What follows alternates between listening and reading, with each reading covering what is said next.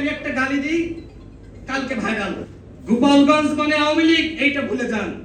আজকে যখন আপনি অমুককে খাটো করবেন, আজকে যখন দলের সিনিয়র নেতাদের নিয়ে বিতর্ক সৃষ্টি করবেন, তখন ঐক্য থাকে। আমাদের ফারুক হাসান বলেছে যে এনসিপির একজন নেতা লাগামহীন বক্তব্য দেয়। গণঅভ্যুত্থানের আগে আমরা কেউ তাকে চিনতাম? আপনারা চিনতেন? দেখেন, আজকে আমি একটা গালি দিই, কালকে ভাইরাল। 18 কোটি মানুষ আমাকে চিনবে, আমাকে নিয়ে মিছিল করবে কয়েকটি দল, তো ভাইরাল হওয়া খুব সহজ হয়ে গেছে। আর অনেকের মধ্যে এই ভাইরাল রোগ শুরু হয়েছে। এই এনসিপির এই নেতা অনেক সৃষ্টি করছে, তার ভাইরাল রোগে পেয়েছে। আমি এনসিপির নেতৃবৃন্দকে বলবো, আপনারা গণঅভ্যুত্থানে ভূমিকা রেখেছেন, ত্যাগ স্বীকার করেছেন, পুলিশের হেফাজতে নির্যাতন নিপীড়নের শিকার হয়েছেন, কিন্তু এই কতিপয় নেতার কারণে আজকে মানুষ আপনাদের নিয়ে প্রশ্ন করার সুযোগ পাচ্ছে। আমি সর্বশেষ বলবো বন্ধুগণ, এই মুহূর্তে দরকার একতা। একতা ছাড়া কোনোভাবে এই গণঅভ্যুত্থান আমরা রক্ষা করতে পারবো না। আমরা আজকে বিভক্ত হয়ে গিয়েছে। আমরা যদি এই ফ্যাসিবাদ বিরোধী শক্তি আমরা এইভাবে বিভক্ত হয়ে যাই, কেউ কারোর মুখ না দেখতে চাই, এক দল আরেক দলের বিরুদ্ধে স্লোগান দেয়, মিথ্যাচার করে, ঘৃণা ছড়ায়, তাহলে হাসিনা কিন্তু ফিরে আসবে। এই মুহূর্তে সবথেকে সুখে আছে আওয়ামী লীগ, এই মুহূর্তে সবথেকে আনন্দ উদযাপন করছে হাসিনা, কারণ গণঅভ্যুত্থানের শক্তি কাদা ছড়াছড়ি শুরু করেছি।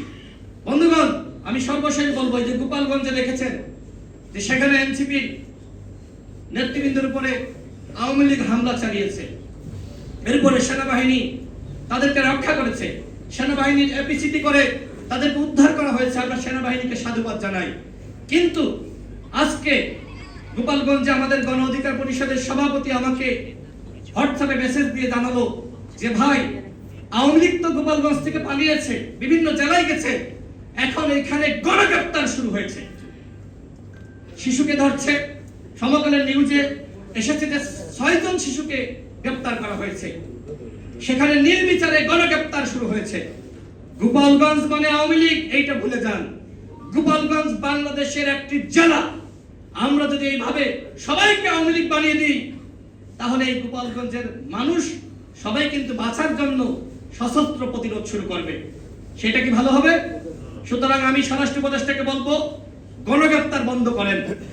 বাংলাদেশে আপনি কিন্তু এখনো পর্যন্ত আইন শৃঙ্খলা পরিস্থিতি ঠিক করতে পারেন নাই। কাদেরকে খুশি করার জন্য এই গণগ্রেফতার শুরু করলেন?